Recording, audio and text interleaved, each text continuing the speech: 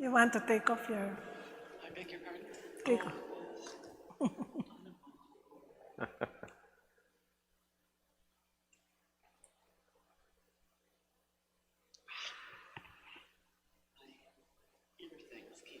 Yeah.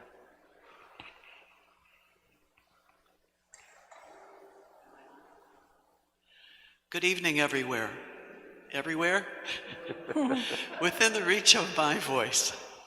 Good evening, everyone who is watching on your computer or whatever other instrument you have. We're in week 3 of our series, and as you see, the title this evening is The Alternative Orientation, Indigenous Christian Vision. Last week, we heard the bad news about what Christianity has unwittingly done around the world to lower the value or attempt to lower the value of indigenous wisdom. Tonight, we're going to talk about appreciating and using for the benefit of all indigenous wisdom. And we'll start with Dr. Lily Mendoza. So, Lily, please.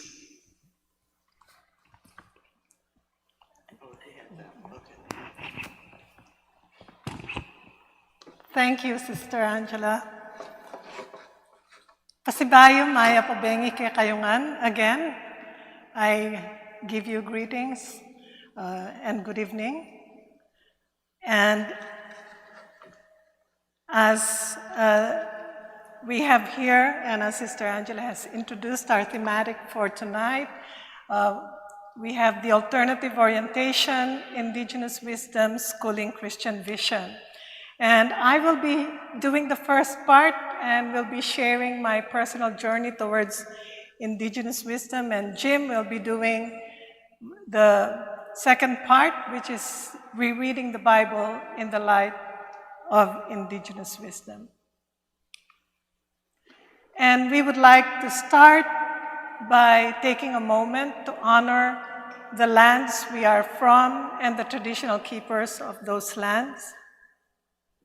Our ancestors, especially our distant ancestors who are still with us, and we also honor each other's presence. So at the end of last week's session, Jim chided me for failing to mention and failing to honor the part of my body that has been my ally in the resistance against colonial domination. And that is my tongue. And I know that I intimated that at the very first meeting when we did brief introductions, that it was my pain around being coerced, being compelled to speak English that kept me from fully assimilating to the colonial idiom. And this is not a trivial thing. Frantz Fanon said, to speak the colonial language means above all to assume a culture, to support the weight of a civilization. To speak a language is to take on a world. And my tongue's resistance, quite apart from my willingness to learn and to speak the language, is probably my body's way of refusing to take on that civilization. They actually have a term for it. It's called linguistic terrorism.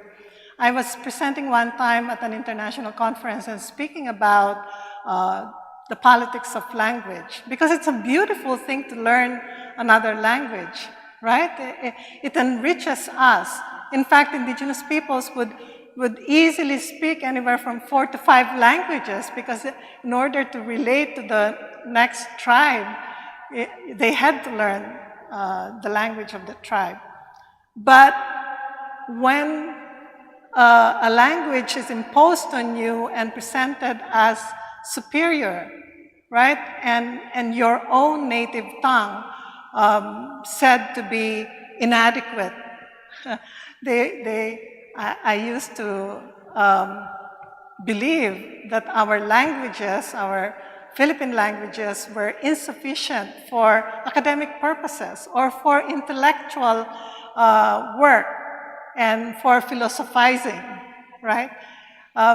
So I was speaking one time at an international conference, and right after I shared my experience with linguistic terrorism, there was a faculty from one of the universities in Mexico who came up to me, and she was in tears. And she said, you know what you said about English oppressing you? That is exactly how I feel about Spanish. But unlike you, I no longer have my native languages to fall back on. And she was in tears. And so I thank my tongue, right? And sometimes I never know what it's going to do. Because I have a very, my personal orientation is I have a very strong mind. And I would have known to really understand that what it takes to be upwardly mobile in a colonized culture, right? But something, and in something bodily, in my unconscious, right? My tongue refused to submit. And so I thank my tongue for its resistance.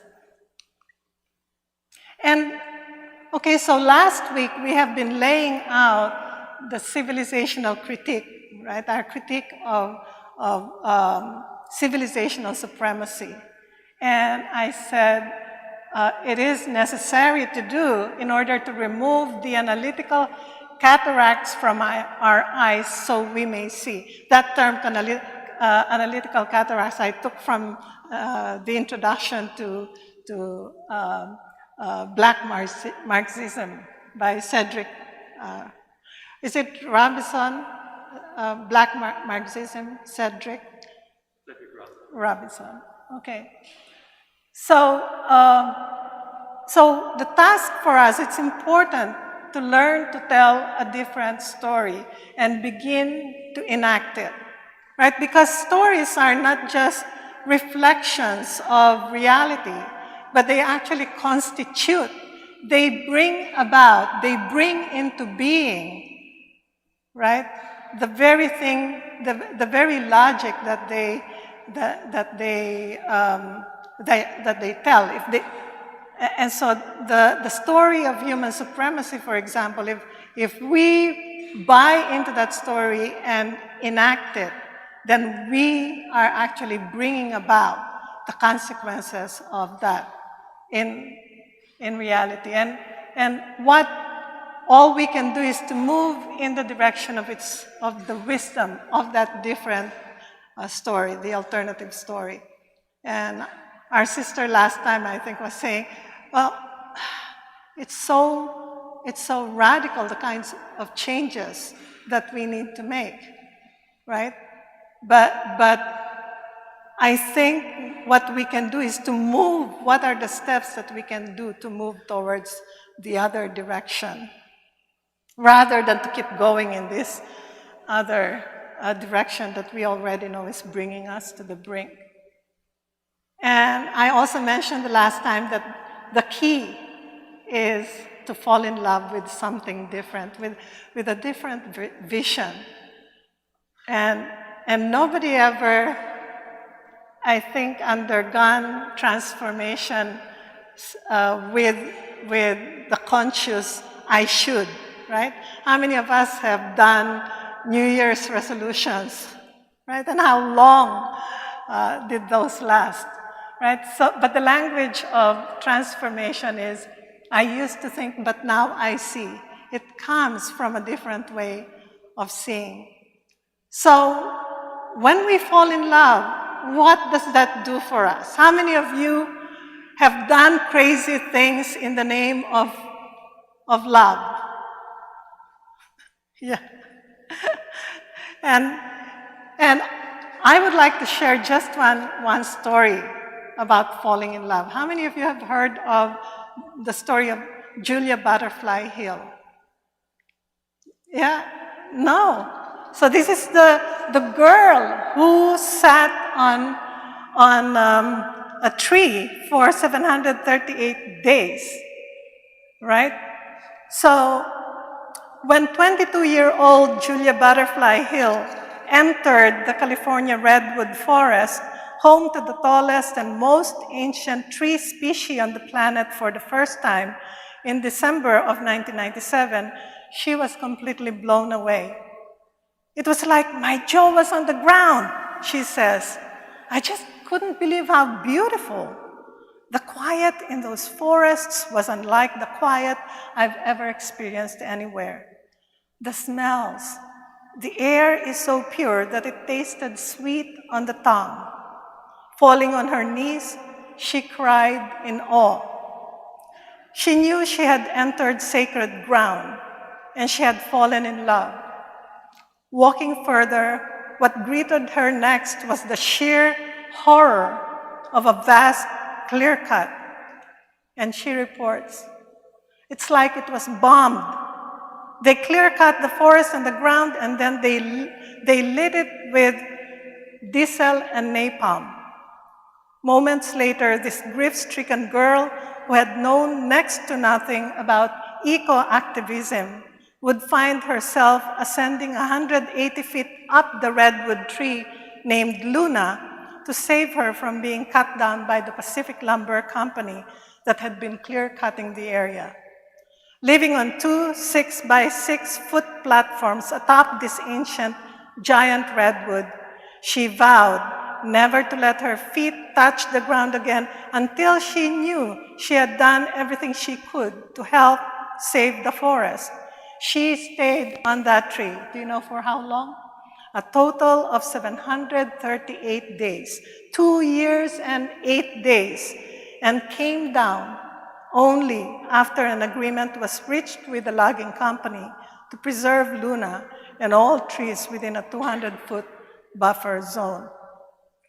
So she weathered freezing rains and 40-mile-per-hour winds from El Nino, helicopter harassment, a 10-day siege by company security guards, and attempted intimidation by angry loggers. That is what love can do. And so I like to say this. It's not enough to see and grieve what is wrong in the world. One needs also to fall in love. So I wanted to share just a few, maybe just two pivotal moments in my journey toward learning Indigenous wisdom. And I already shared with you the first one, right? My first time encounter with indigenously authored beauty in that class taught by an ethnomusicology professor, one of my mentors, Professor Jim De Leon. And the second one is becoming consciously aware of the indigenous people in my home province for the first time. So this is the former U.S. Clark Air Base in Angeles, Pampanga, Philippines. This is just about a 30-minute drive from where I was born and raised in San Fernando. And it was the largest U.S. military installation outside of the United States. And my epiphany and my coming to awareness about indigenous peoples happened here, right? When Jim and I were visiting my sister and her husband. Her husband was the vice president of the Clark Development Corporation because the U.S. base was terminated, the treaty with the U.S. was terminated in 1991, right? And it became the Clark Development Corporation. And one time, Jim and I were walking the parade grounds, and we chanced upon this iron-etched memorial at the entrance. And this is what it said: former home of the Aita. became Camp Statzenberg in remembrance of Colonel John Miller Statzenberg of the 1st Nebraska Regiment, 1902. Land designated for the U.S. Army, September 1, 1903. Airstrip built. So it narrates the history of the base. Remained under the administration of the U.S. according to the RPUS Base Military Agreement of 1947, Clark Air Force Base, terminated 1991, converted to Clark Special Economic Zone, 1992. What is wrong with this picture? Nothing more was said about the Aita people, who were the traditional of that entire area. It used to be their home, right? Yet where are they now? And I wrote about this in a piece I mentioned the last time, Out of Modernity into Deep Ancestry, a Love Story. I have no words to describe the impact of that moment for me. Here was one of the choicest, richest lands of my home province of Pampanga, grudgingly acknowledged as the original home of a group of thriving hunting and gathering tribes called the Aita, prior to any modern development. Yet, without any tinge of regret or apology, it was summarily taken over, first by the U.S. colonial government, and then by the Philippine state at the termination of the Philippine-U.S. Treaty.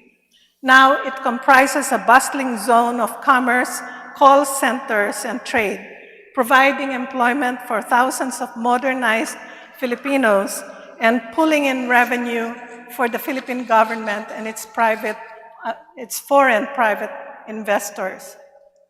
Converted to Clark's Special Economic Zone since 1992 was the concluding period, no more mention was made of the place's original inhabitants. Whatever happened to them? How were they driven away? Today, a 607 billion peso Clark Green City is being built in an expanded area around the former base, touted as a world-class, sustainable metropolitan city under the current president's program proudly called Build, Build, Build. The remaining Aita people had hoped that with the departure of the U.S. from their territory, that the land that their ancestors have lived on since time immemorial would be given back to them. But no such thing is remotely in the offing.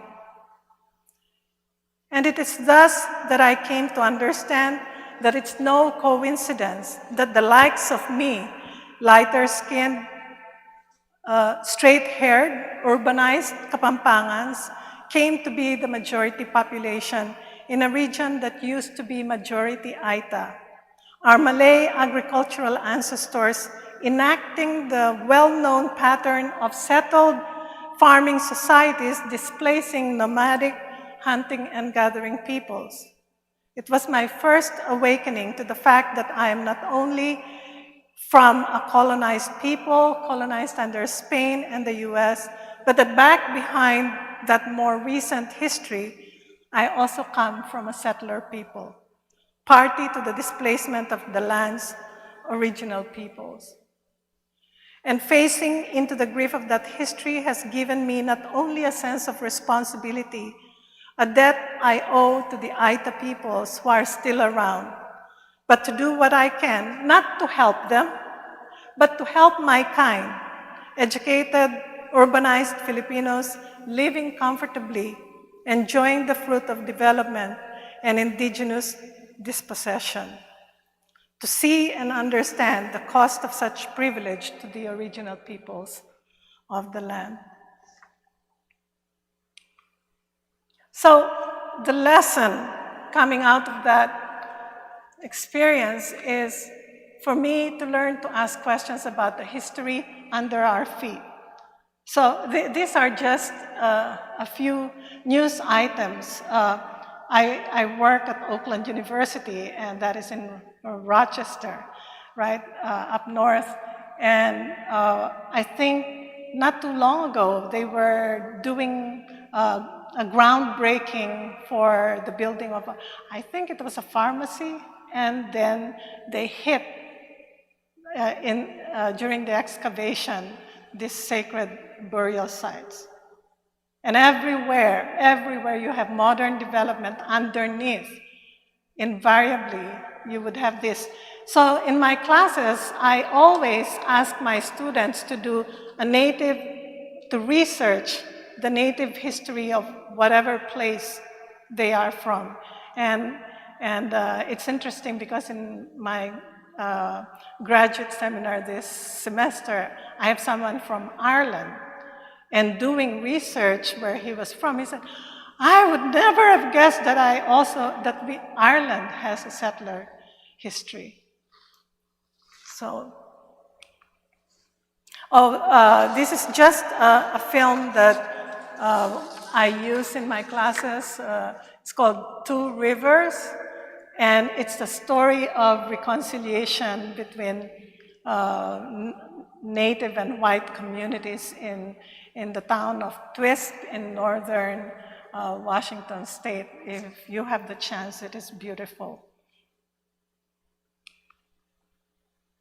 So another pivotal moment. Every year, the group that I'm part of, we have we hold a core group planning retreat, right? And I think several years back, we were going to hold it in Española in New Mexico. And when one of our elders, our resident shaman, we call him a Mumbaki, when he heard that we were holding the retreat at this place, he told us, that is the home of the Pueblo people. And Pueblo people are a sun people. You need to do a sun ceremony. And we didn't know what we were doing, but we said we wanted to honor the people of that land. And so our arrival, I think, was Friday evening, and the following morning before sunset, before sunrise, we all rose in our pajamas and put on our beautiful malongs, our traditional garb. We come from different ethnic backgrounds. We donned our necklaces, and we came out with indigenous instruments. And as we waited for grandfather son to come up and show his face, we got ready. And we did our dance to greet grandfather son, dancing and singing and chanting and making noise.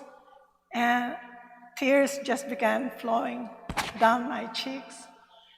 I said, this is what it must have been like for our native peoples, right? They don't take for granted. It's not an ordinary thing. Just because the sun has always risen every single day doesn't mean that it's not a special day, right? And doing this in a communal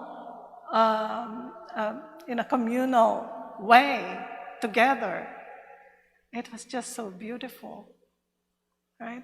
And that changed me. Oh, I thought I was going to share with you a way of talking about the sun, right, among the Chutuhil Mayan people. This is from a mythic story written by our teacher, Martin Prechtel, The Disobedience of the Daughter of the Sun. Though he was a god and the king of the gods on top of that, the sun was, like all village men, a working man, a committed servant to the creation in which they all live. Without his committed hauling of the heated day throughout the sky, all time would cease and life would be impossible. The entire creation would have collapsed into the mouth of those eternal alligators of oblivion, always knowing at the corners of the universe. To the sun, the sky is a mountain, where one slope is called morning and the opposite the afternoon. In the midday, when he reached the summit of the peak, he sat down beneath the chocolate bean tree that grows there in the umbilicus of the sky and waited for the moon to bring him his lunch. For this reason, the people all say the sun doesn't move for a while at its highest point at noon, but holds there for half an hour until once again, loading up the heavy brightness of day, the sun walks stiffly and concertedly down the opposite slope into the jaws of night, past the volcanic peaks of the western horizon. It's so beautiful, and I wish growing up that we have been taught some of those stories.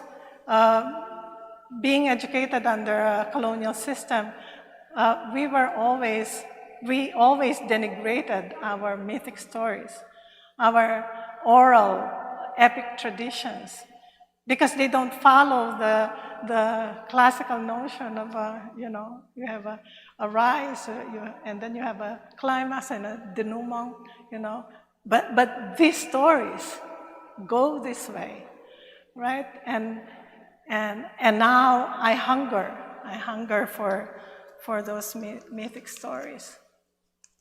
So what follows here are just a few points on the way that I understand, that I have come to understand the work before us, if we were to move towards this direction of recovering indigenous wisdom.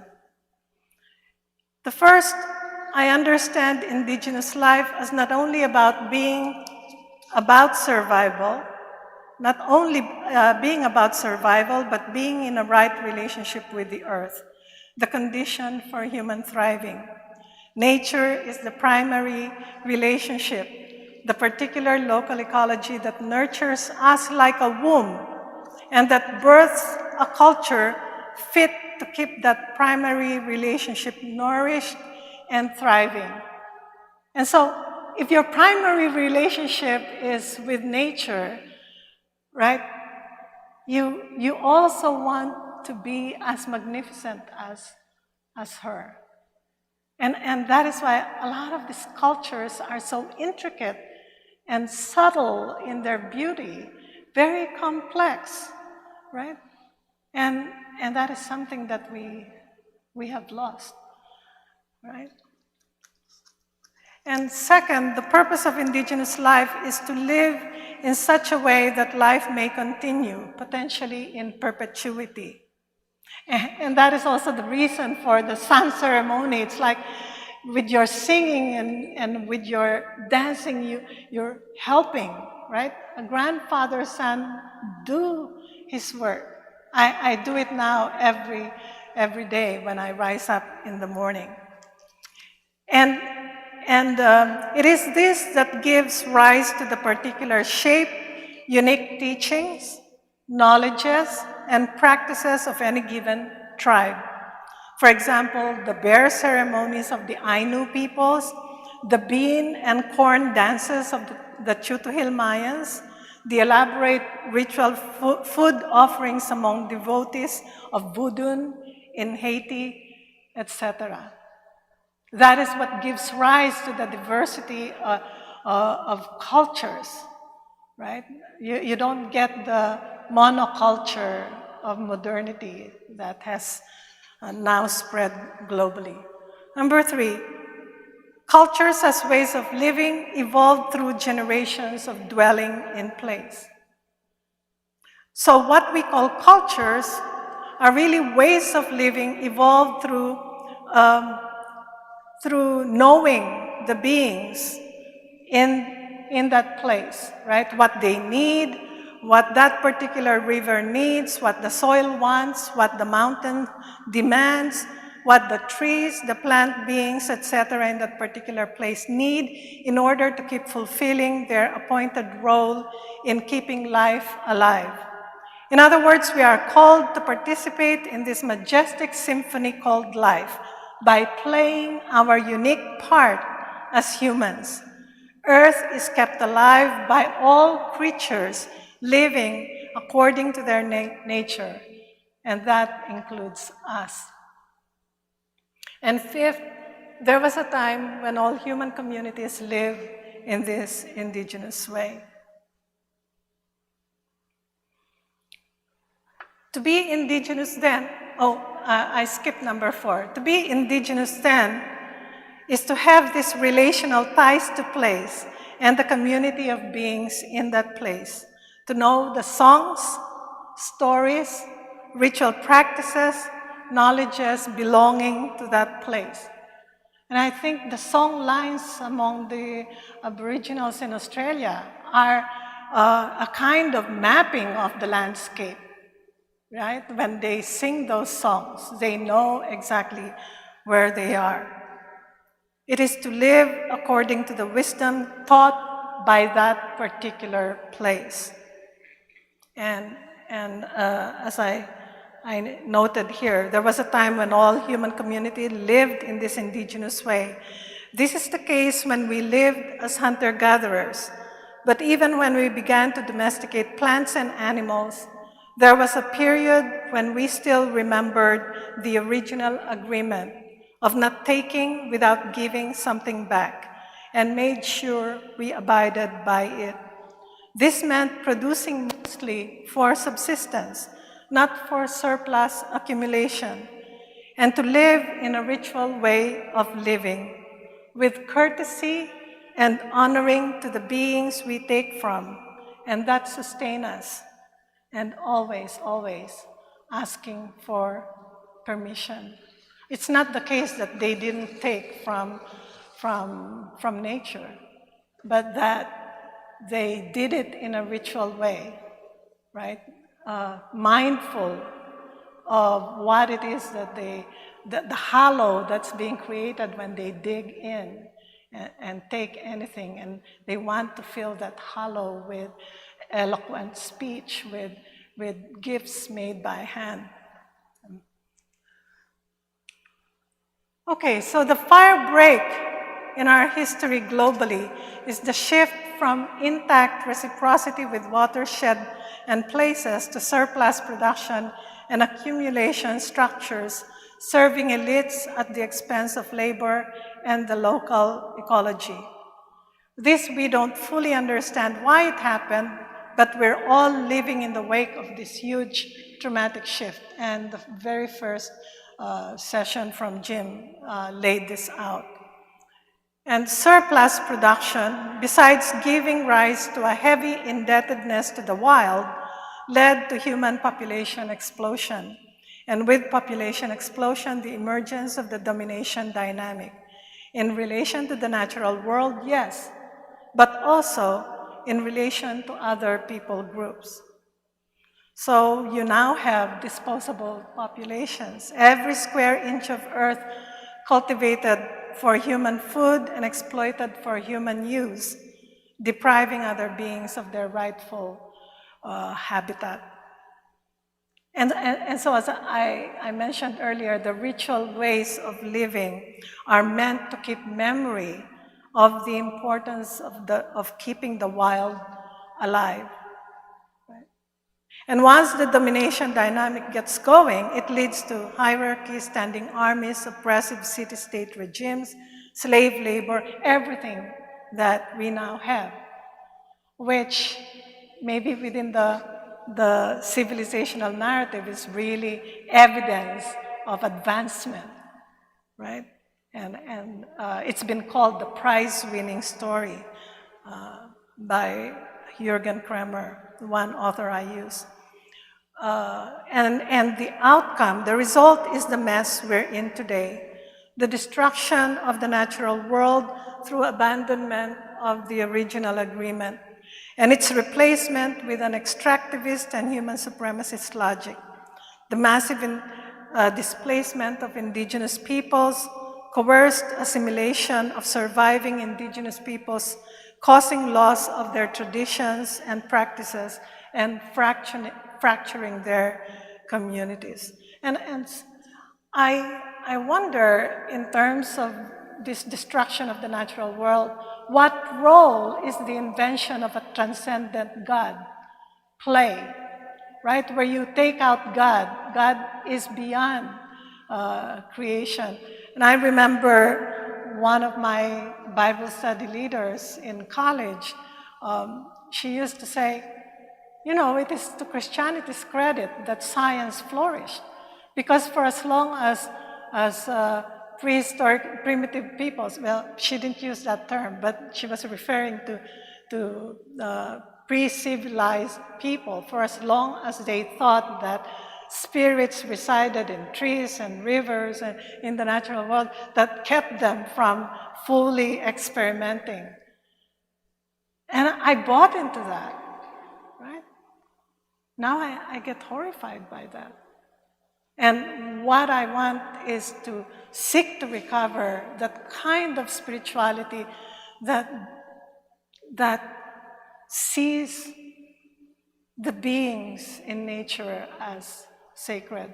So when we sit down to have a meal, I thank the beings. I thank the plant beings, the chicken, all of these beings that had to give their lives in order that we may eat.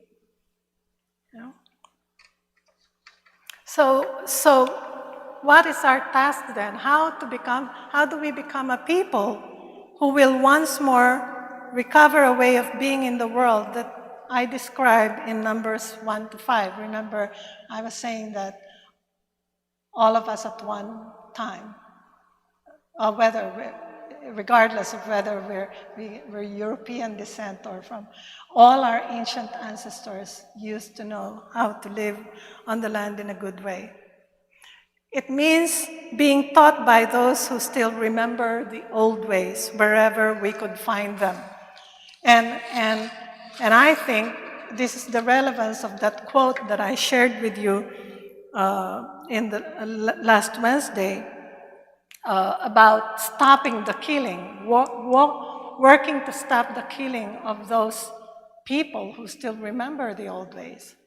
And what is killing them? What is killing them is our way of life, right? Because in order to power our way of life, we need to keep aggressing into their territories, because now all the low-hanging fruit have been harvested, have been extracted, and the only unexploited places are those under the feet of these land stewards, right? So, 12, it means seeking tutelage through our lineages. I consider that as good work. But sometimes the universe brings other teachers to us who are not from our own lineages. And I think this is all good in my book. And there are people I mentioned here, like Daniel Foor, who is a white guy working on ancestral medicine, taught by Yoruba and some other African teachers. And a Jesuit priest that I know being taught by a Malay shaman, and Jim and me as well, right?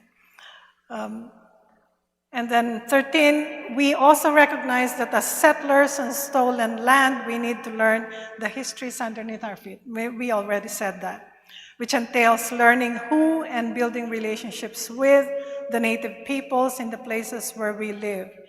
And in our case, it's the history of dispossession of African Americans on top of Native history, through racist acts and policies of gentrification. Where we live used to be black bottom. It used to be a thriving black community that has been pushed, that has been displaced by gentrification. This too is part of learning Indigenous ways of being in our context today, the unlearning of privilege and sense of entitlement, so as not to perpetuate destructive, non-Indigenous ways of being in the world.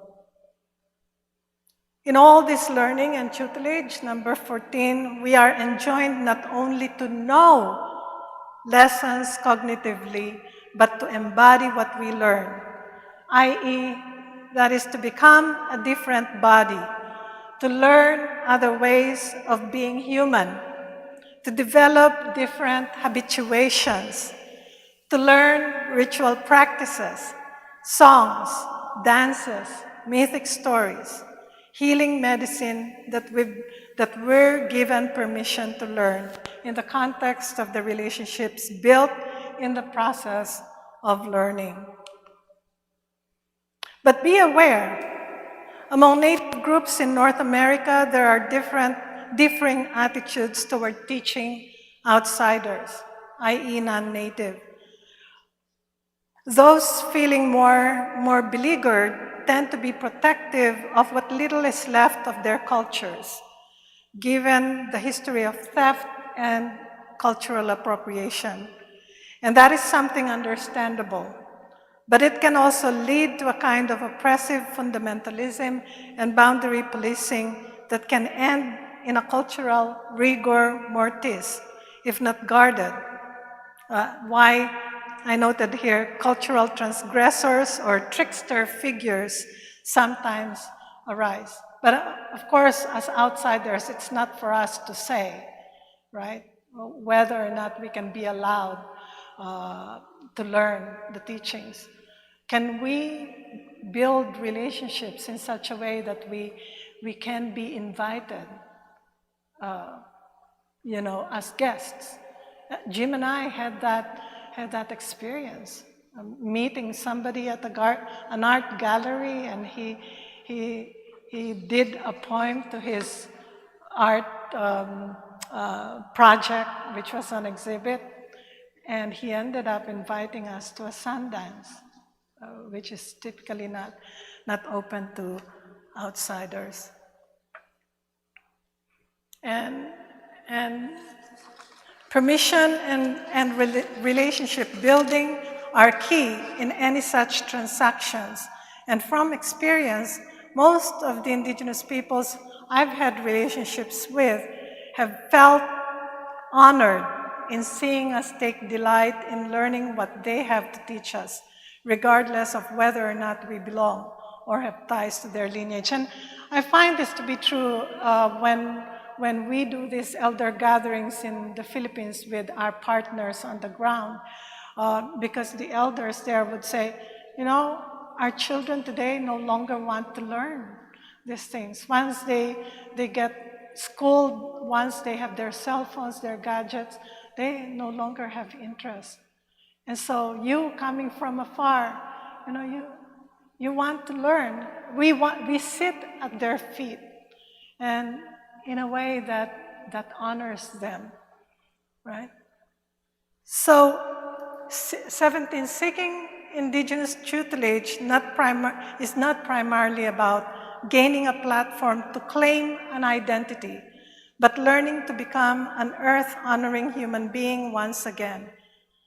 So for me, the task of seeking Indigenous tutelage is, let me see, I got lost a little bit there. And because this is something that has to be done, that is part of the complexity of doing this in our context, right? It has to be done in such fractured settings as what we're dealing with today. In my case, I'm having to submit myself to a multi-pronged vocation of first, learning as much as I can about my Kapampangan lineage.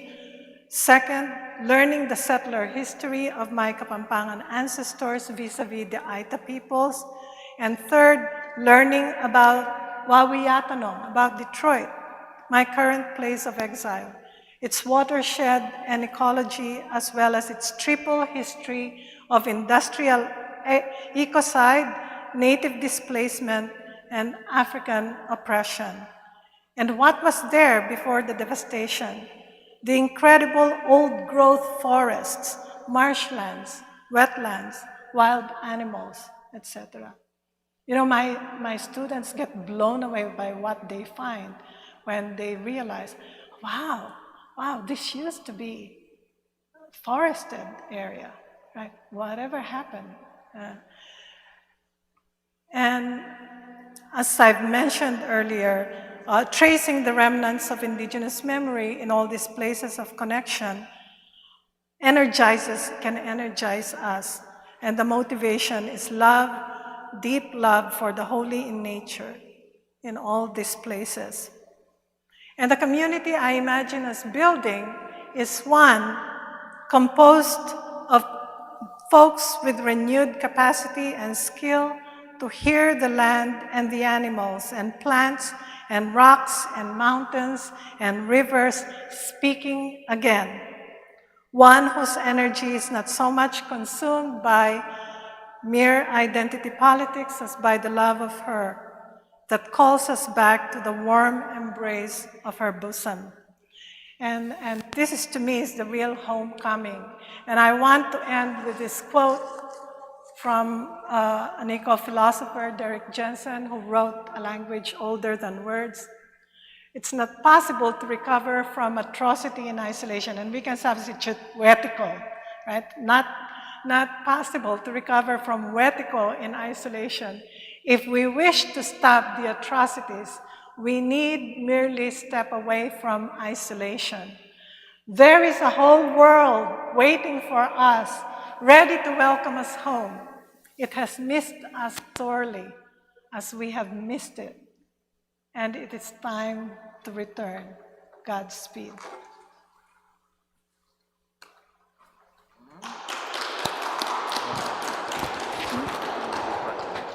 Oh, do we do questions now? Do we want to do questions now? Are there any? So yeah, one question I would have is, You're not allowed.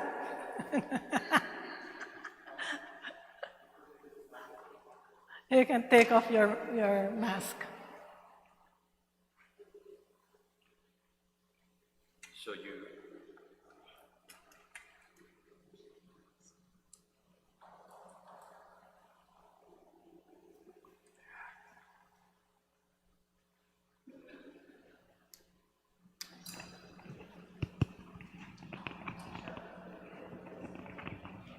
Testing. Yeah. so you mentioned about needing to live worthy of the beauty of the natural world. Does that partially explain your wardrobe? Say more about it. That was the other part of me that resisted colonization, right? My love for brilliant colors. My dad too was like that. My dad, you can think of him overtly as being very colonized, right? But he has this love for wild colors. And he even requested that when he dies, he wants his coffin to be red and green. We couldn't find red and green coffin. We had to put red roses at the bottom of this green coffin. Right? Yeah, I couldn't. I just love wild colors, as I mentioned on the very first day. Say what you understand about that in Indigenous culture. It is about, well, beauty is a big part of that. Making beauty is the way that they feed the holy in nature. They have to be beautiful. So when they go to plant and they go to harvest, they go in this beautiful clothing right? We call it costume. It's not costume. It's part of who they are. And I used to tell Jim, I feel embarrassed because when I see refugees fleeing, indigenous people, and I see photographs of them, I notice, what beautiful fabrics. You don't find dull, material culture among indigenous peoples. And if their material culture is sparse, then their dances, right? Their dances are amazing, right? And the Aita people in particular, they have monkey dances that are very, very hard to do. I've tried. Yeah.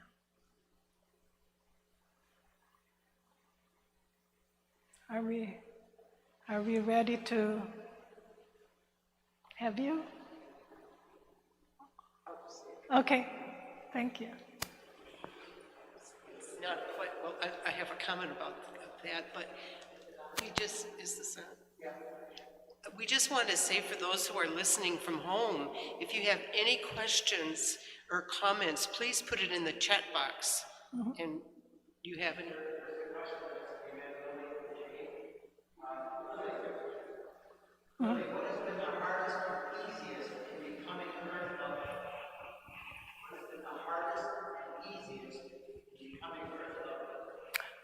The hardest for me is still living within the industrial machine and having to work in, because what I realize is needed is a slowing down, right? And to be really faithful. So we're studying with this indigenous teacher, and I always say, I wish I could really devote time, right? I scramble because on the one hand we have this movement that I'm considered an elder of, and we're working to address the colonial orientation, and at the same time working full time, right, as a teacher, and I feel I'm on a scramble. And so the things that I could do faithfully, like the little rituals, and we have a nightly ritual prayer around an altar, that is the hardest, finding the time. But if you're in love, you find the time. It keeps me going.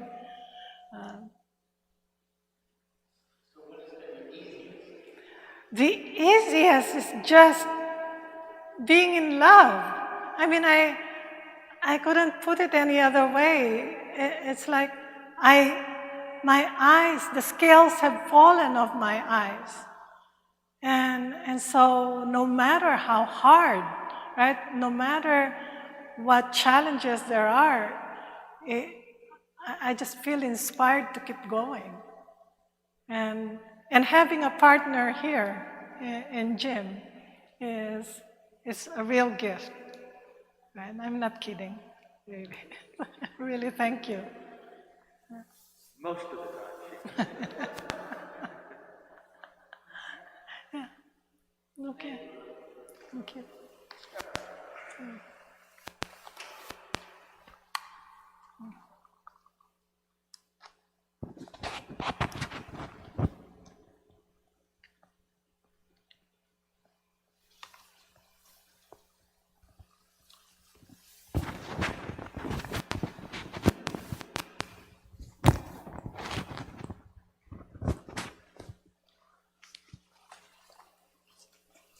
So is that working okay?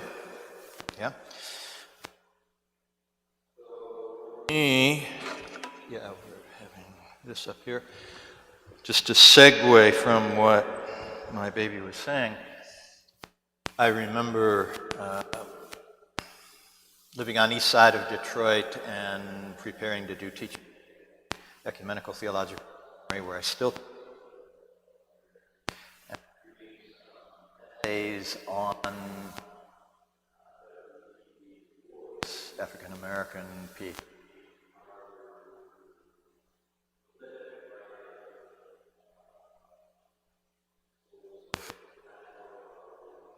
Famous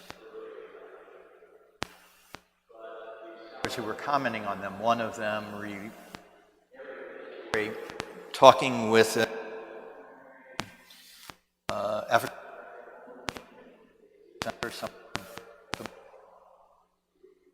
who was told that the Queen of England was coming to visit the United States.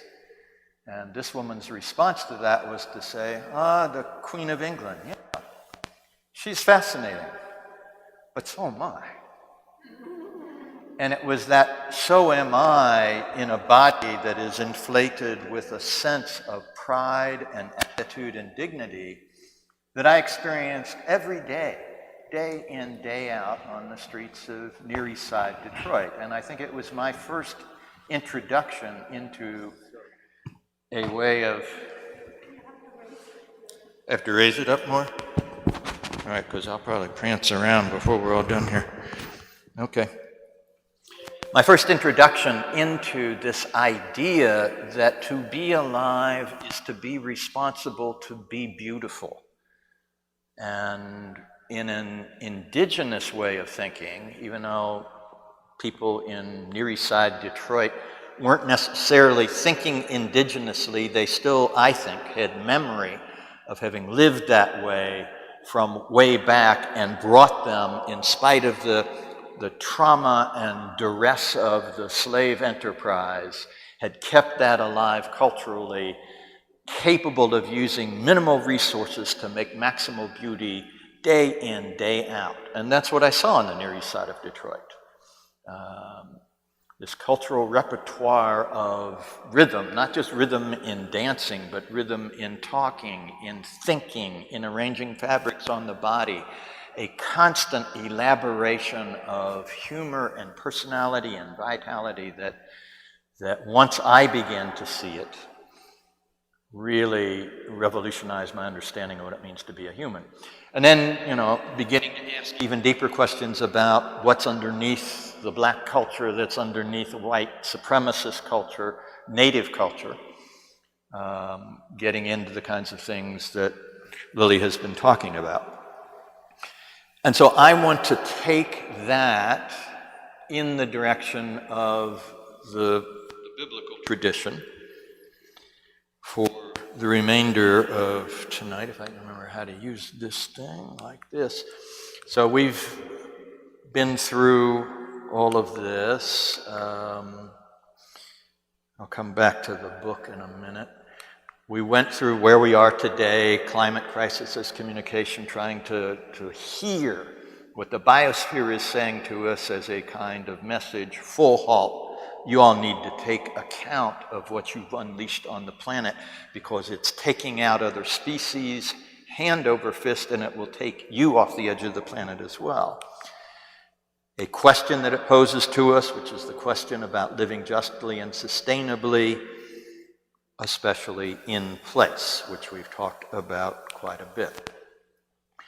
And laying out my first slide, the first session, to try to map the deep history where the hunting and gathering past of all of our family lines, the flexible domestication, adaptation of that, in beginning to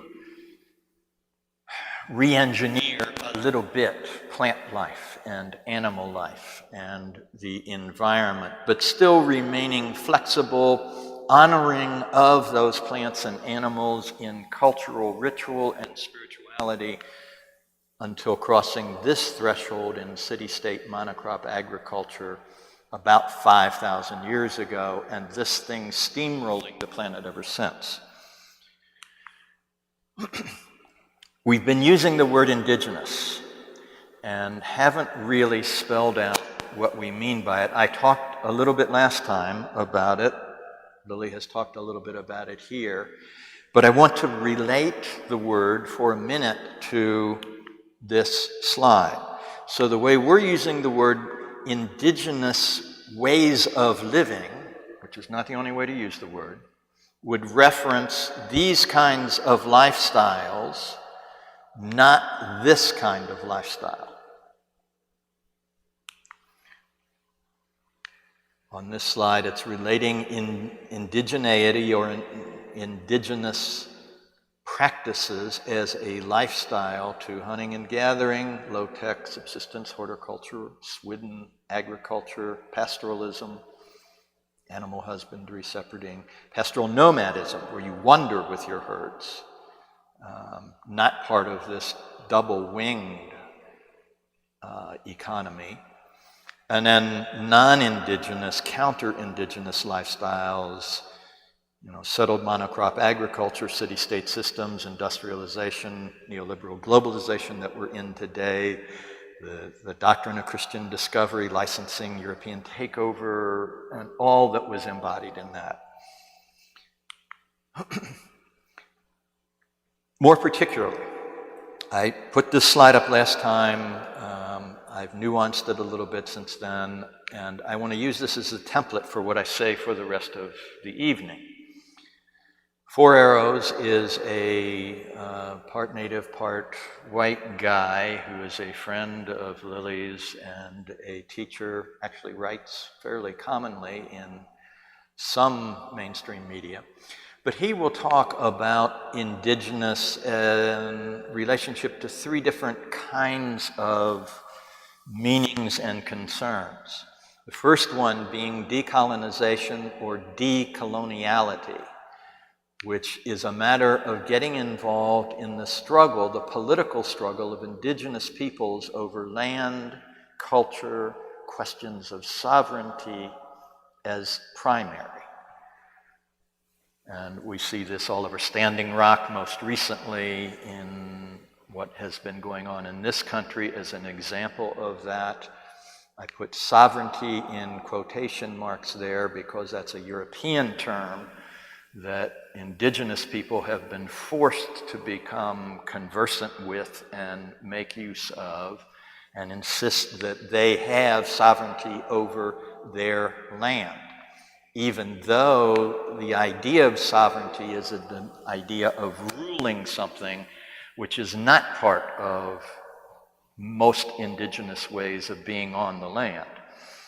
One of the big differences between Western European notions of how we relate to land and indigenous notions of how to relate to land is who belongs to who. We think we own property. We have a little Title that we carry, legitimized by the courts, backed by the doctrine of Christian discovery, as we talked a little bit about last time.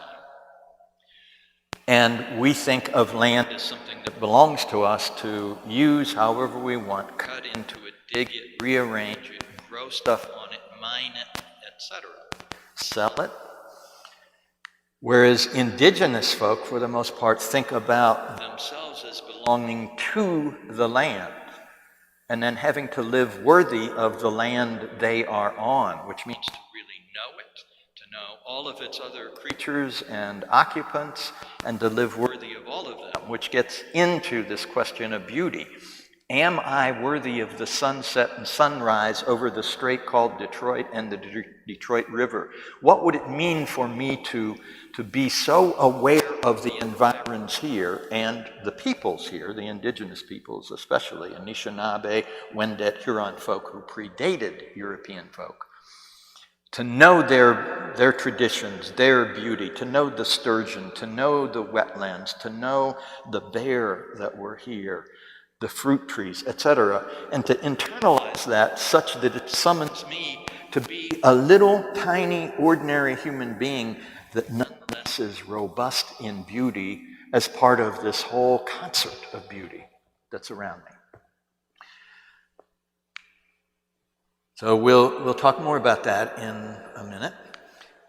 Prioritization of local place-based indigenous wisdom as a local historical culture and community. These are different all over the planet because each place is different. A different set of plants and animals, different configuration of waters, different seasons and cycles, and to grow up there aware and respectful of all of that is to be shaped by it and to have your culture shaped by it and to develop wisdom over time in honor of that land and its local uniqueness. And so 4 hours we'll talk about this is a priority when we're using this word indigenous and it's place-based and local. And so here, you know, I'm a settler colonist and only late in life becoming aware of the history that I have benefited from at the expense of indigenous folk. How do I learn about Anishinaabe traditions in a way that is respectful, that's not appropriating, that's not pretending I have rights to them, but also not ignoring them and being totally oblivious to what is still around and is the history that is embedded in the landscape here, as well as the people who continue to be here. So how do I learn to relate to them? I'm not going to become indigenous. I have no rights to their culture, and yet I need to begin to learn their culture from them as a way of respecting right where I am. And ultimately, it's a matter of giving the land back, returning the land. It's really not giving, it's no longer stealing the land as the ultimate outcome of recognizing this and honoring this struggle. 4 hours also talks then about a pan-indigenization and shared indigenous worldview that indigenous cultures uniquely practicing in many different places across the globe nonetheless share certain patterns of how to relate to their unique ecology that can be distilled as a kind of indigenous worldview. So you can learn from a local indigenous culture, and that helps you see other indigenous cultures elsewhere on the planet. For me, it's a matter of learning from Anishinaabe folk, Wendat, Huron folk, and so on, right here in this place called Wawiatanom. And then going back to my deep ancestry, Celtic, Nordic, and so on, with eyes to see some things that are still back there that are alive, as well as to return to the biblical tradition with those eyes and start to see what's indigenous up inside the biblical tradition. All right. Last thing here is in the way that I'm going to use the word, the way Lily has been using the word. It builds on 4 Arrows' understanding, but we're especially interested in this question of lifestyles, ancestral lifestyles that are still relatively intact. By intact, I mean living in reciprocity sustainably over generations, not extracting and destroying and then having to go elsewhere. All right. And then we talked last time a little bit about, and have been talking throughout, about the supremacies that have been attacking indigeneity across history. Most immediately, white supremacy, right here. Black Lives Matter, calling that out, calling out the 500-year history of that in this country, even though the history of white supremacy goes back behind that. And the way in which the doctrine of Christian discovery makes us aware that Christian supremacy is even deeper than the white supremacy that it gives birth to in the modern world. So if you're going to come to grips with this, you have to come to grips with this. And then this is itself built on an even older, deeper supremacy, a civilizational or species supremacy, which again, that slide with the timeline is trying to map. So it's digging into all three of those. and trying to learn what they did to indigenous ways of thinking, living, and being. What does it mean to undo Christian supremacy?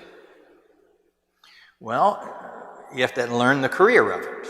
The genocide, the slavery, the rich burning, the rape, the pillage, the plundering, and the resistance thereto throughout the 2,000-year history. Monasticism, returning to the desert, the Egyptian mothers and fathers, African mothers and fathers who early on responded to the Roman conscription of Christianity after 312 by Constantine into service so that Christianity became the primary vehicle of Roman Empire.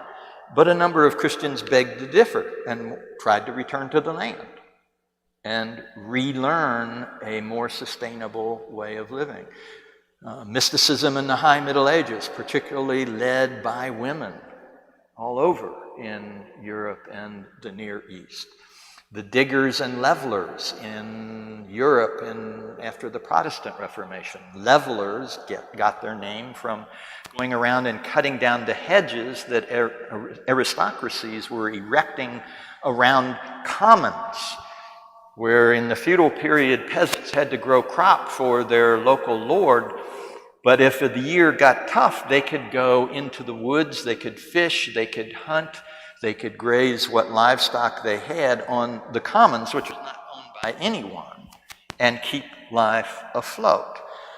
The elite, starting about the 14th century, began to enclose those, to privatize them, to push peasants off, as aristocrats claiming, no, we now own this, simply because we say we own it. And they built hedges around it. So some Christians began going around chopping down hedges. Peasants saying, no, you don't own it. We're going to recover the commons that we used to know. Black church in this country, most of its history, coming up with all kinds of resistive practices. So it means learning all of that. In light of that, do we abandon Christianity altogether? It's one option. We don't have time to get into all of this. I would just say that every major religion, including Christianity, is a composite of what one Sri Lankan scholar calls metacosmic and cosmic religion. Cosmic religion is indigenous religious traditions, indigenous spirituality, just built into the world they live in. They just live life. All of life is sacred. It's not a religion, not a separate component you do on Sunday morning and Wednesday night. This is how you live life. Everything is sacred. All of the interactions are sacred. It's all spiritual. It's all fleshly. It's all bodily. It's all up in there together. And then metacosmic religions build on that and begin to develop ideas of this transcendental God, whether it's Christianity, Islam, Judaism, or for that matter, Confucianism, not so much Taoism, some versions of Hinduism. And so this is, even if you walk away from Christianity, we still have to deal with all of this history, one way or another. And other major religious traditions are having to deal with their versions of this. And then there's the question, what is Christianity? Who says? Varieties of Christianity. There's 22,000 different Christian denominations on the face of the planet as of the mid-90s. So who's Christianity? What is Christianity? Who gets to say? There are indigenous Christianities. The North American Institute for Indigenous Theological Studies is one that I have plugged into recently. A lot of the Guadalupe traditions down in Mexico, Santo Daime in the rainforests in Brazil, making use of ayahuasca. Vodun is Vodun or Santeria or Candomblé, Afro-diaspora traditions. Are they Christian? A lot of people would say no. Some people would say, no, they're a particular version of Christianity that enslaved Africans adapted to their own African traditional practices, overlaid with Roman Catholicism. So again, it's the question, who gets to say? And in any case, for everything except maybe indigenous Christianities, how do we decolonize Christianity? How do we decolonize the Bible? Again, going back to Four Arrows, these different ways of relating to indigenous concerns, beginning with the oppression of indigenous folk and indigenous ways of being and indigenous thinking. So I talked about, in previous times, sort of digging down into my whiteness by way of learning from African American folk, having to learn about colonial American history in relationship to Asia in particular through my wife and partner and love, learning about settler colonial invasion right here, and then underneath all of that human concern, learning about this civilizational 5,000-year-old project of trying to elevate our species out of wild nature or out of relationship with the biosphere. So my process is a process of digging down, digging down, digging down, digging down. Decolonizing the Bible, decolonizing Christianity, but particularly the Bible, I would suggest it's the same kind of process.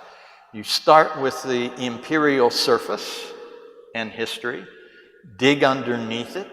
Early Christianity in its Pauline version, once it became Christianity, about 70 of the Common Era, was an outlaw religion for 300 years.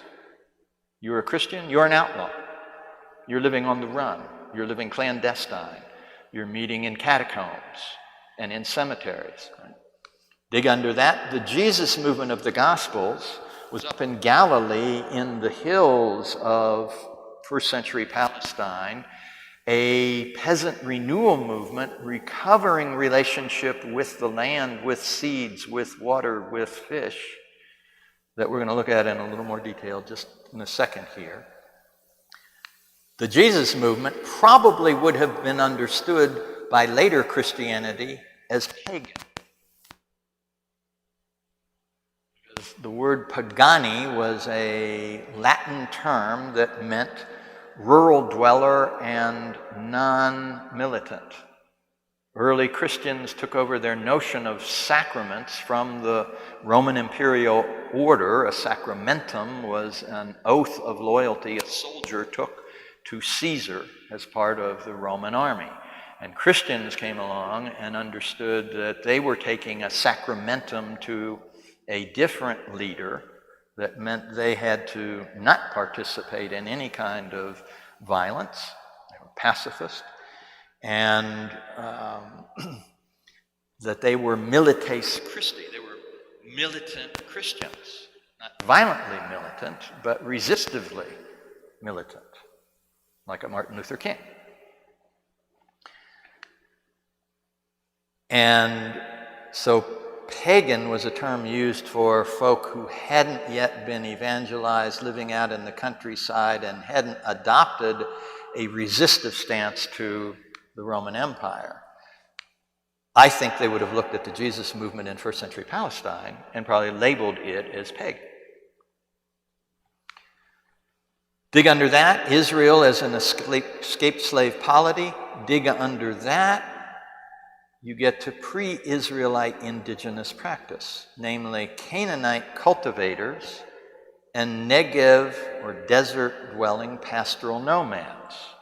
Early Israel was a composite of these peoples, Canaanite cultivators who were rebelling from the city-state systems of their day, and pastoral nomads, especially the escaped slaves coming out of Egypt, who for 40 years lived with their herd animals in the Sinai sands and then the Hejaz and Syrian deserts, and then crossed the Jordan and joined with the Canaanite cultivators.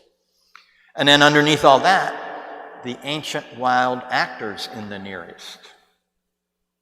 So it's the same process of digging down, digging down, digging down, getting to what's indigenous in Christianity, or particularly in the biblical tradition, and what's not even human, but spiritual, personal, and acting. Last time we talked a little bit about, gift economy partners around the world and in relationship to the biblical tradition.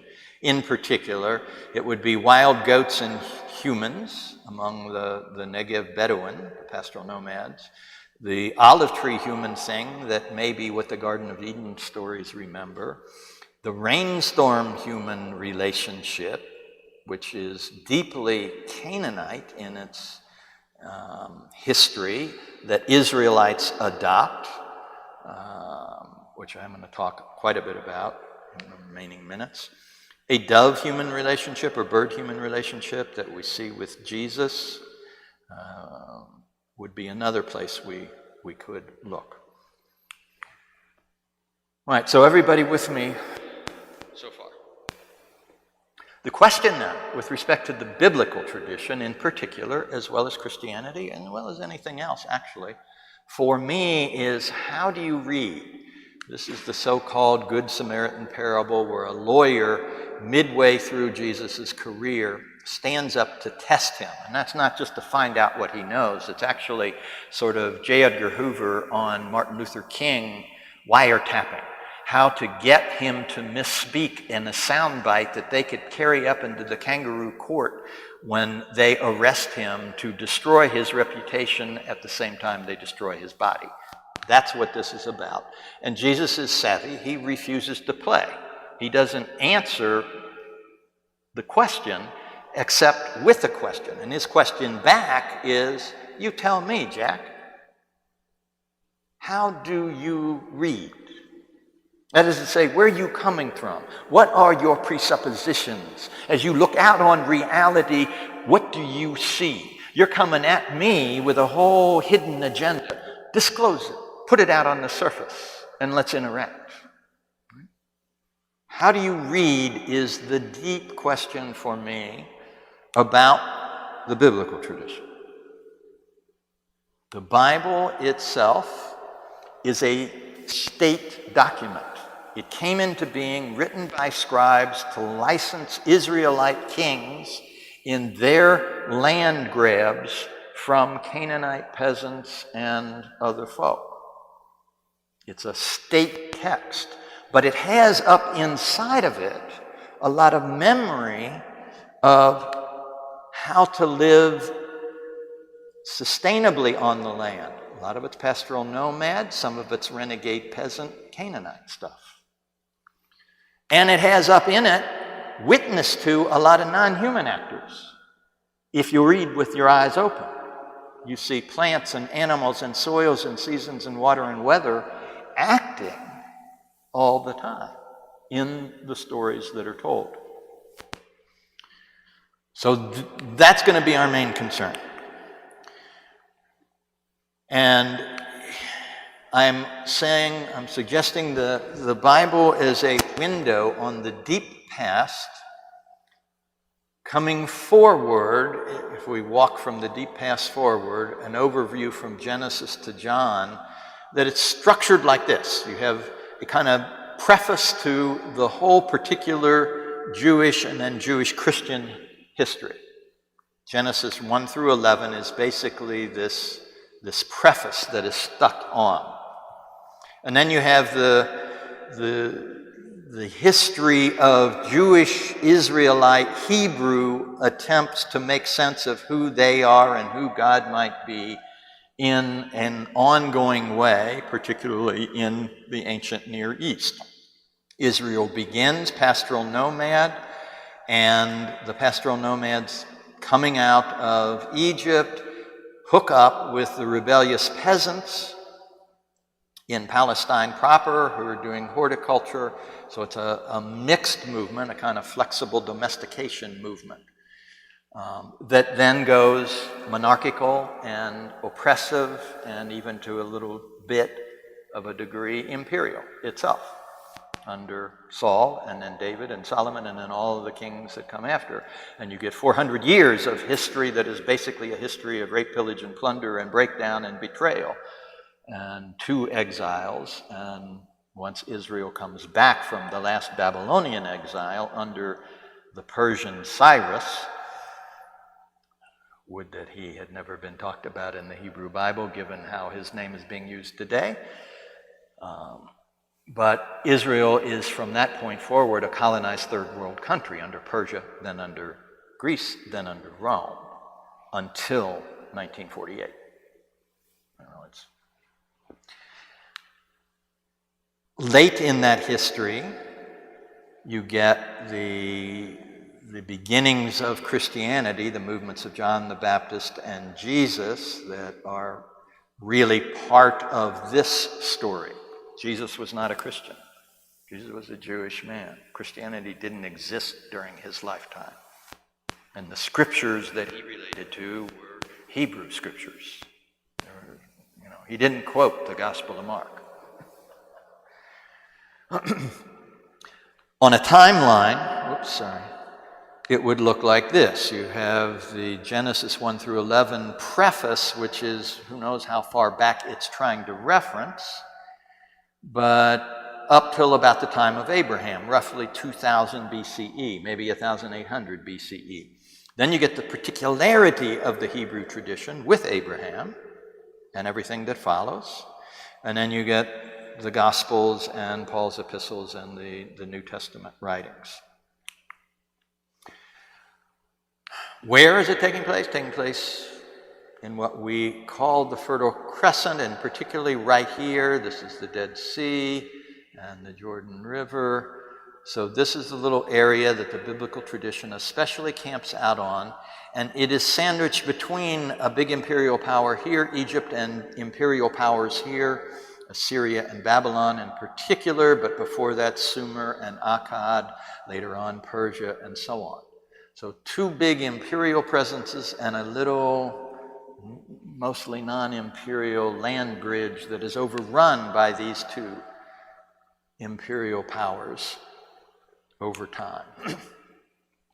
The Genesis 1 through 11 preface that gets stuck on to the particularity of the Hebrew story, we could run through paying attention to indigenous practice and non-human actors.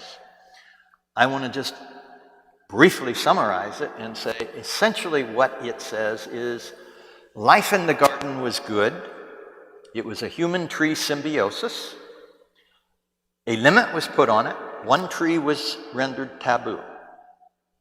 Every other tree available.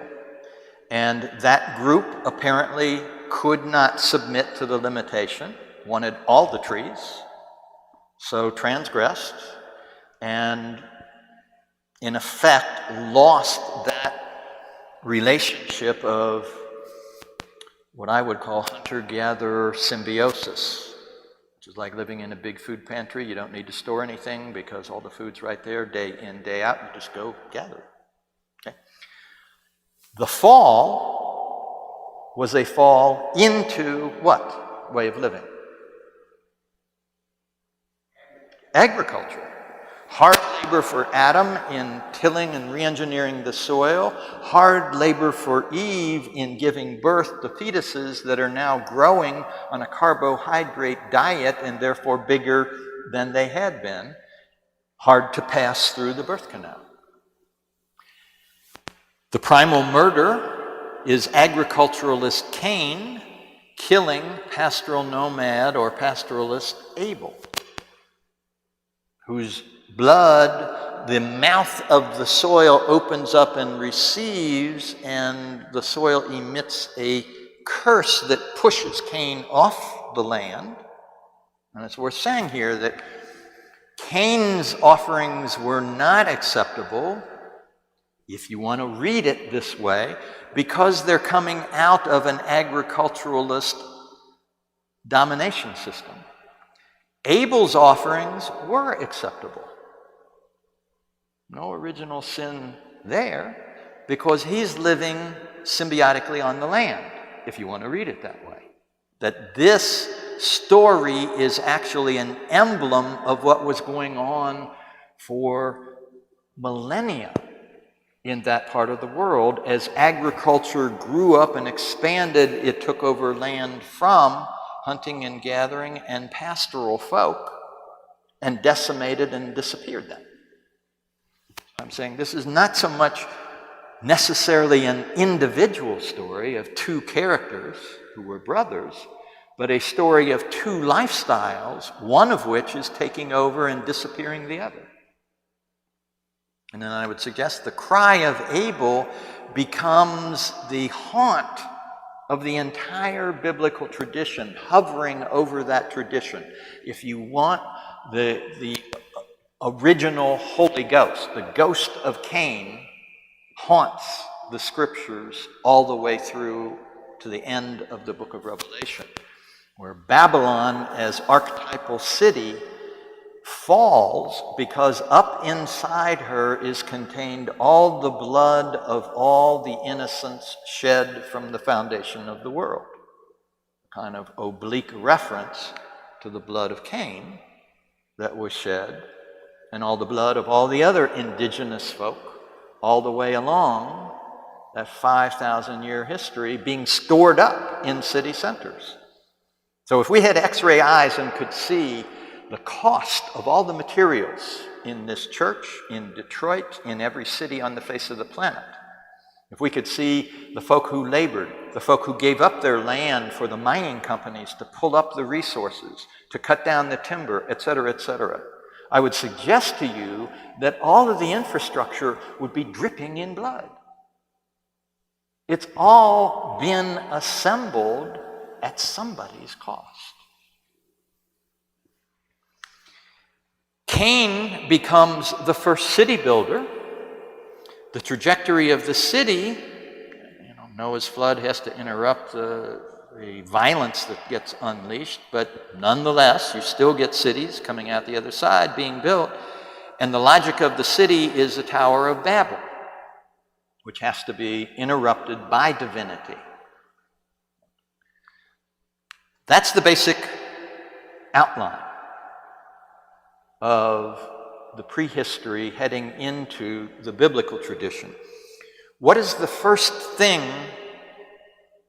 the particularity of the biblical tradition tells us? As soon as we get out of this general outline of what's going on and into what becomes the Israelite, Hebrew, Jewish tradition, first character in that witness is who?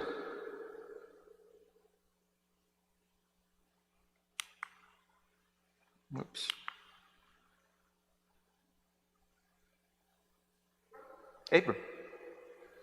Abram and Sarah. And what's the first thing we're told about them? What are they told to do? To leave Haran, to leave the city, to become, I don't remember why I've got those in there. Maybe I'll talk about it that way. The cities, Mesopotamian floodplain, are rearranging the water.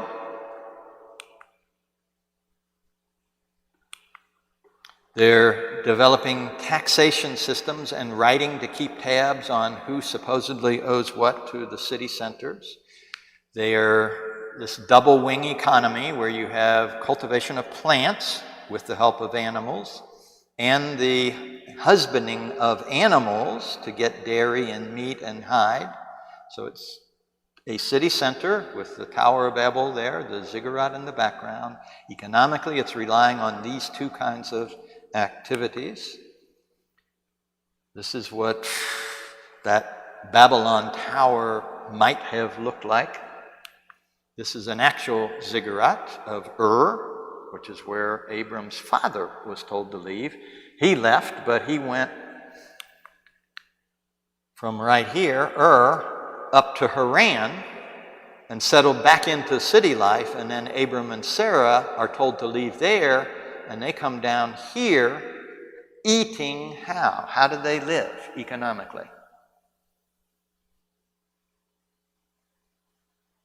You're going to exit the city center.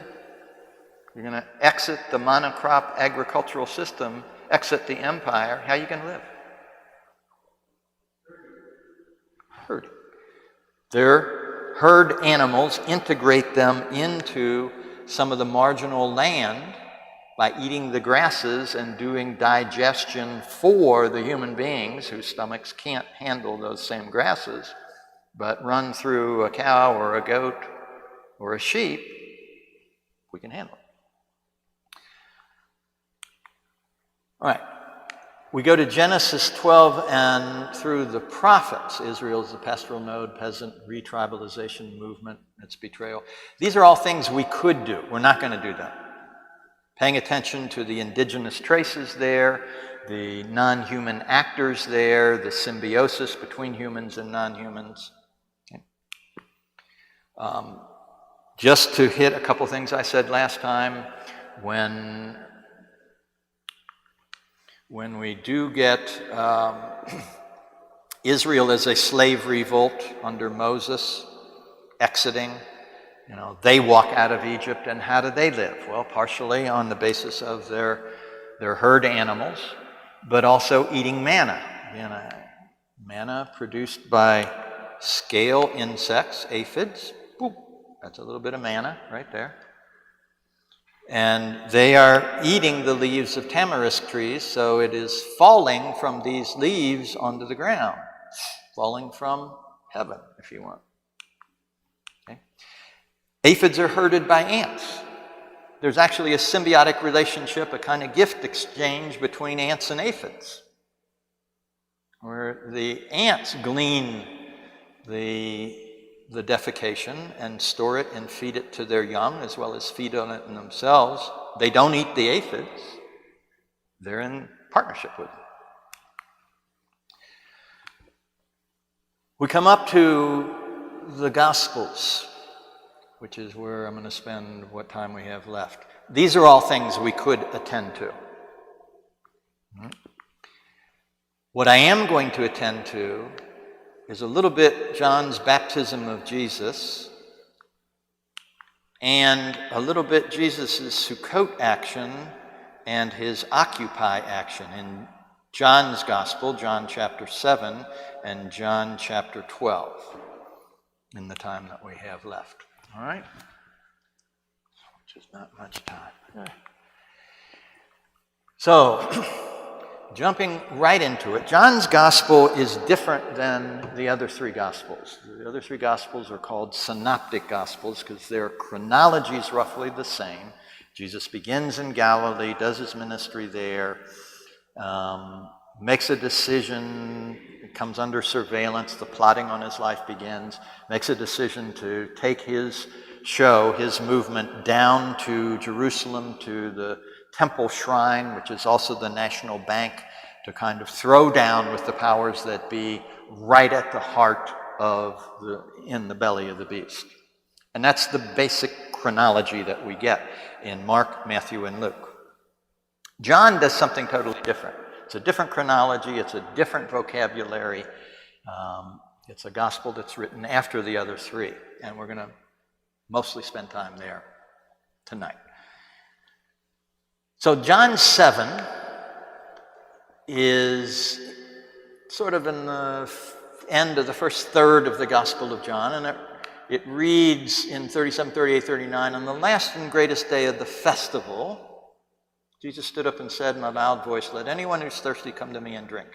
Whoever believes in me, as Scripture has said, out of his womb." It's a gender-bending term in the Greek, literally. You won't find English translations that translate it that way. They'll sort of fudge it by saying belly, but in Greek it's literally a womb. His womb shall flow rivers of living water. By this he meant the Spirit, whom those who believed in him were later to receive. All right. What festival?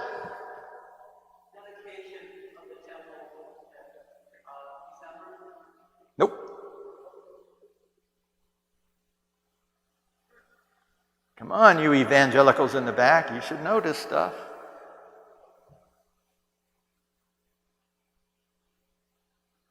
Nobody knows.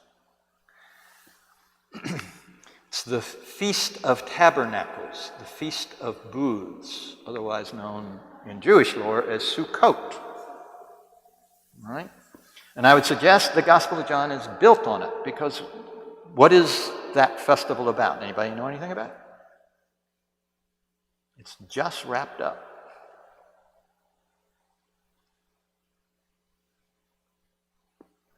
In Israel, it's typically late September through mid-October, depending on how the moon cycle plays it out.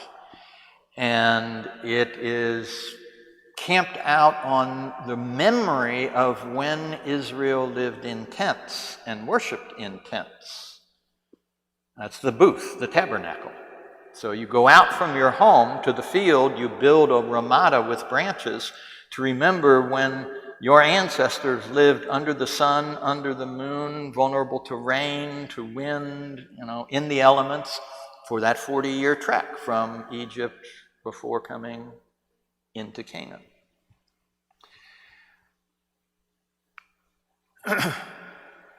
Let anyone who is thirsty come to me and drink. Is that an invention of Jesus? He's speaking right off his dome, creating a little rap. No. Where's he getting it from? Isaiah 55. We should go back. Last and greatest day of the fest. Sukkot is a 7-day festival. And Jesus goes up starting at the beginning of chapter 7. But it's not till the last day that he stands up. What goes on the last day? Anybody know? I know you're not going to know, but I'm trying to involve you a little bit. The last day is when the priests lead a procession underground to the pool of Siloam, just outside of Jerusalem, where they gather up some water and bring it back up to pour over the altar where the animal sacrifices have been offered to clean the blood off the altar. So they're swooshing water on the altar, and presumably it's right then that Jesus stands up and bellows. You want water? Come and drink. Quoting Isaiah. And so when we go to Isaiah, it sounds like this. Come, all you who are thirsty, come to the waters. And you who have no money, come. And the word buy here is strange. It really is the word for grain. It basically says, come grain and eat. Come corn and eat. Come wheat and eat. Come, just take in stuff. Because, if you don't have money, you can't buy. I mean, that's a crazy translation. It is basically, what is this tradition?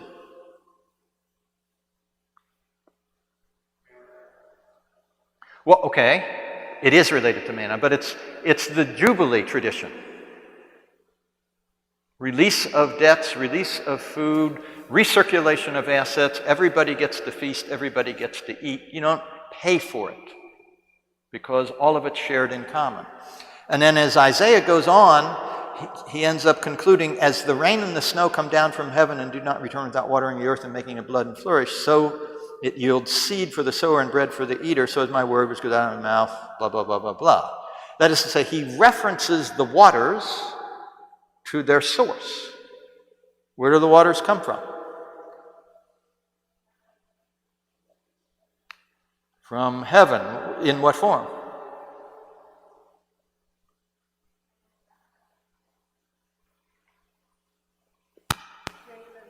Rain and snow, clouds. Clouds hit mountains and they drop their rain or their snow, and that funnels into streams, and those streams funnel into the Jordan River, and that funnels down to the Red Sea. That's where water comes from.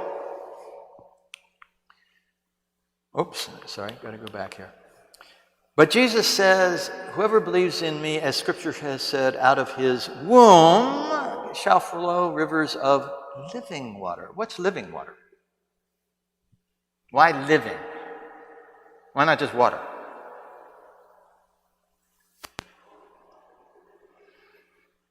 Yeah.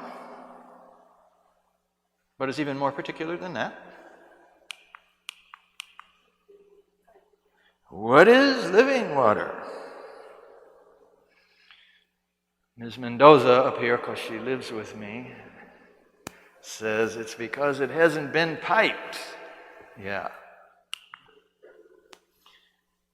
Where does water come from in the ancient Near East? So, if you're in or anywhere over in here, you can't really see where your water comes from. Whereas if you're over here, you can. It looks like this. This is Mount Hermon, which is 9,000 feet high to the north. It's part of the Anti-Lebanon Range, to the north of the Sea of Galilee. Obviously, you can see it from the Sea of Galilee. You see where your water comes from. You know it comes from clouds, dropping rain, funneling down, becoming this nice big lake, and going on south. If you're out on the Mesopotamian floodplain, on the other hand, this is what the Euphrates looks like. You can't see any mountain because it's too far away. It also comes from mountains, comes from the same place. Up here and up here, but you can't see it.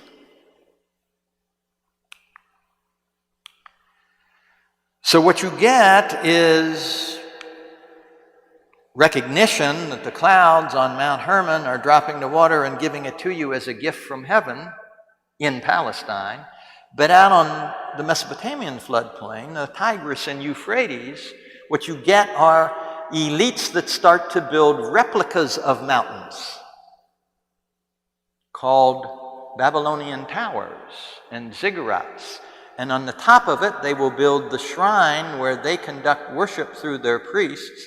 And they claim the name of Son of God or Daughter of God, and they are the ones who divvy out all the resources, ensure the fertility, engineer the irrigation systems that provide the water. So you get an elite human artifactual replica of what is actually a wild natural gift that is more and more understood as something the elites give to everybody else and control. Thank you.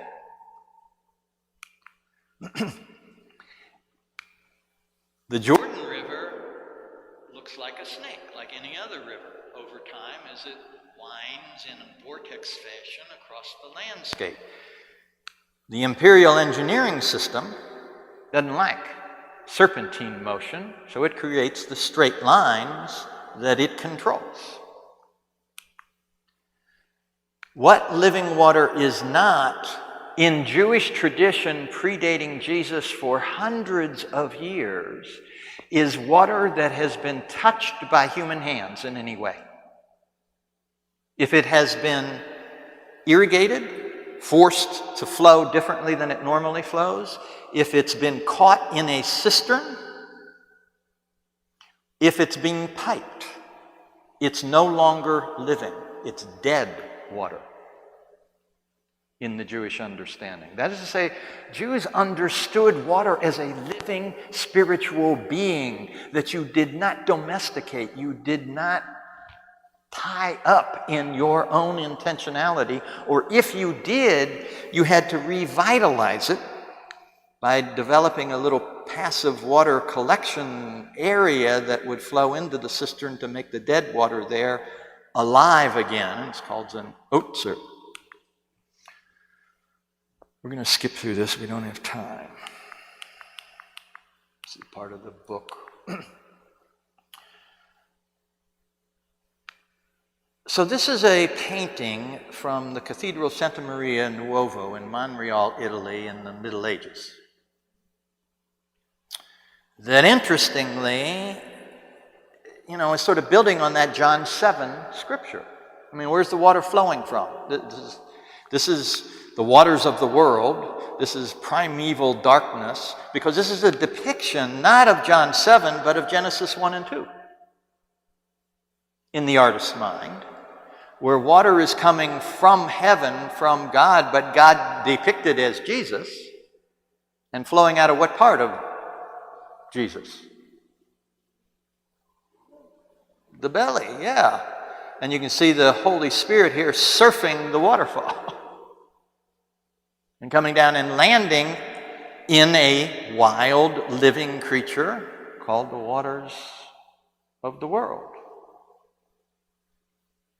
But again, this is an old understanding, not just a John 7 Gospels understanding that Jesus is being pasted in on. So we go back to Genesis 1 and do a little bit of reading. In the beginning, God created the heavens and the earth. Earth was formless and empty. Darkness was over the surface of the deep, and the Spirit of God was hovering over the waters. Creates light and day and all that. And then when God said, let there be a vault between the waters to meet water from water.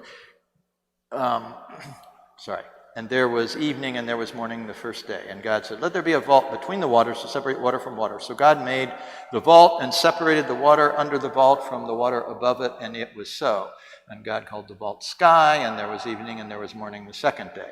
Well, there's a whole lot going on in there, a lot going on in all of this, that if you do research on it and get back to each one of these, the surface is really the face of the deep, the spirit, ruach, the mayim waters, the hovering, which is bird-like, the darkness itself is a creature, the formlessness is a creature, the emptiness is a creature. All of these in Canaanite pre-understanding are living creatures / spiritual personas / deities that have been de-divinized and depersonalized in the Genesis account, but they're still acting there. And this vault is actually a hammered copper plate that separates the upper waters from the lower waters. And later Jewish and Christian reflection on that separation of waters, reading other biblical texts, will understand them as Leviathan waters and Behemoth waters, with the separation in between, and then what's outside the cosmos altogether, divinity, God, the Trinity, etc., etc.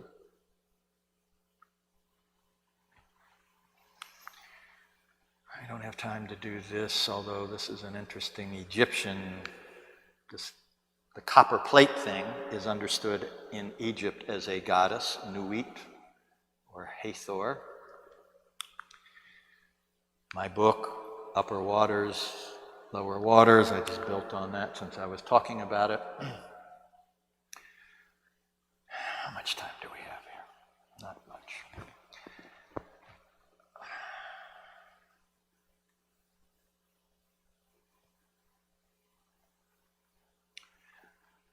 Let me run through this really quickly, and if we have to go over it a bit next time as well. We're still taking off from John 7 and trying to unpack what's underneath that, what's up inside that is more indigenous. And obviously the gender bending reference is provocative. Why would Jesus say his womb? And the image really, if you're talking about water, living water coming out of a womb, what are we talking about? Pregnancy, breaking water. All right. John 1 through 18 is the preface to the Gospel of John that is camped out on Genesis, among other things. Right? In the beginning was the Word, or Logos in Greek. And the Logos, or Word, was with God, and the Logos Word was God. He was in the beginning with God. All things were made through him. Without him was not anything made that was made. It's masculine. John is a Jewish man writing in Greek. He's thinking in terms of his own Jewish tradition and then translating into Greek culture for what will communicate there. When he's thinking in his Jewish tradition and wants to imagine that what is camped out in Jesus, what became flesh in Jesus, what is he thinking? So Mark and Matthew and Luke have written before him, and they've basically identified Jesus as a human being, a prophet, a teacher, a servant, and they trace his genealogy. John comes along after all three of them, and he says, well, actually what's in Jesus is more than just human. It's bigger than that, and it's older than that. It is what is up inside him. So you pull open a door in Jesus' chest, and what do you see, according to John?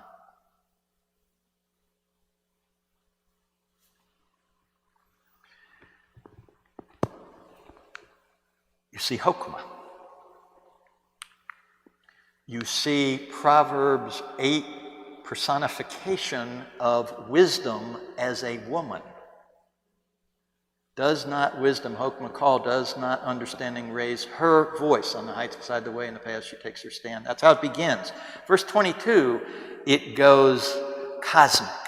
The Lord created me at the beginning of his work, the first of his works, acts of old. Ages ago I was set up at the first, before the beginning, when there were no depths, when there were no springs, before the mountains, before the hills, before he'd made the earth, when he established the heavens, I was already there. When he drew a circle on the face of the deep. That copper plate, maybe a reference to that Hathor Egyptian thing I showed you. When he made firm the skies above, when he established the fountains of the deep, when he assigned the sea its limit, so that the waters might not transgress his command. When he marked out the foundations of the earth, then I was beside him like a master artificer. So this Lady Wisdom presence is the deepest thing in the universe, according to this understanding, other than God. Now, in this understanding, it's a creature God makes, but in some thinking about it, Lady Wisdom may actually be a kind of goddess figure that's on the God side of the God-creature line. It's debated. When John is trying to think, there's something deeper and older in Jesus than just his birth from Joseph and Mary. He's pushing the genealogy of Jesus and what's operating in Jesus way, way, way back. He's thinking what's in him is from the beginning. He's a Jewish man, so what is he thinking?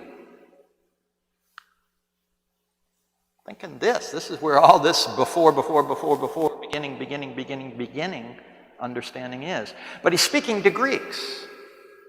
So what he has to do is translate Hokmah from Jewish culture, Lady Wisdom, there at the beginning of everything, that who was with God, through whom all things were made. He has to translate that into Greek culture, and he grabs up the Greek concept logos, which is a Stoic, Platonic, philosophical concept. Translates female Hokmah as male logos to speak to Greek culture. But he's thinking Hokmah, which is to say, if you want to say it that way, if you want to read it that way, that Jesus is in drag. That it's really Lady Wisdom in drag as a male. And you get little sort of traces of that in the gospel, like the one in John 7, out of his womb. Last thing I'll say, because there's a whole lot more that could be said. Again, as this hymn goes on, the world was made through him, through her, through Lady Wisdom, and the Logos, or the Hokmah, became flesh and dwelt. It's literally tented or tabernacled among us. That's why I say John's gospel is a Sukkot gospel. That's right at the heart of it. Wait a minute. Shows up in Jewish art and thinking. This is, Kabbalah, where you got wisdom, Lady Wisdom right up in there. Shows up in the iconographic tradition, even as late as the 19th century in Russia, Lady Wisdom. This is the Greek version. This is the Jewish version that gives rise to the Greek version. In the beginning was the wise woman, and the wise woman was with God, and the wise woman was God. She was in the beginning with God. All things were made through her. Without her was not even made. Blah, blah, blah, blah. All right? We don't have time to go through this. I could do this some the next time. Just a real quick hint. All these I am statements that are in the book of John. That I am voice is what voice? So I am the way, the truth, and the life. I'm the door. I'm the good shepherd. I'm the vine. What's this I am thing? Where does that come from in truth? Huh? When? Not Abraham. Moses hearing the I am coming at him from where? From a bush. Moses, took 40 years after he left Egypt to have to be reschooled, have Egypt debrided out of him, to finally at the age of 80 get to where he could hear a bush talk. And what he hears is the bush speaking as divinity to him. I am who I am. It's very interesting that in the Greek Orthodox tradition and Russian Orthodox tradition, the burning bush icon imagines inside the bush is the Virgin Mary. That is to say, over and over again, you see the Roman Catholic Church, the Orthodox Church, in spite of their worst patriarchal tendencies, giving vent to these deeply radical feminist understandings, if you want to read them that way. So the I am is potentially a female presence in the bush that is reflective of the wise woman who's up inside everything, through whom everything was made. And I'm going to have to stop. I'm already over time. I got to just say this. If we go back to that Proverbs 8 thing,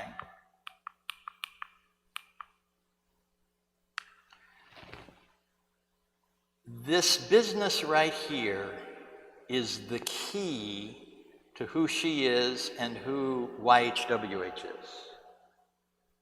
This is probably the oldest understanding of divinity that we have on the planet. What divinity was that power in the form of a storm that set a limit on the floodwaters, which were devastating land bases coming out of the last ice age. It shows up in mythology all over the planet. There is this battle between the heavenly storms, winds, lightnings, and a rampaging sea. And divinity is understood as that power which returns the waters to their proper limitations. It's water limiting water, which is really fascinating. But that's all I can probably say tonight. That as we're unpacking these indigenous traces in the gospel of who Jesus might be with respect to water, we're getting into deep, old stuff. Not just found in the Middle East, but found in very unique ways in many, many different cultures on the planet, remembering probably a climate event where waters were battling waters, and that was the most powerful, forceful thing that our species had experienced for the last 12,000 years that got codified in myth as divinity. This is what divinity, among all the other things divinities or spirits can be about, is deeply about. And it's right up in there inside Christianity. So let me stop there. As I say, there's so much more to be said.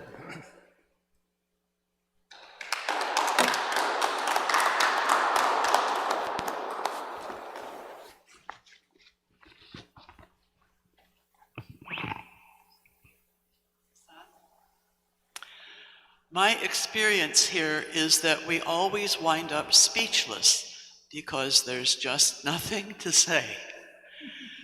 But there is more to say, so please come back next week for the 4th session in this series. Thank you, Lily. Thank you, Jim. You've blessed us.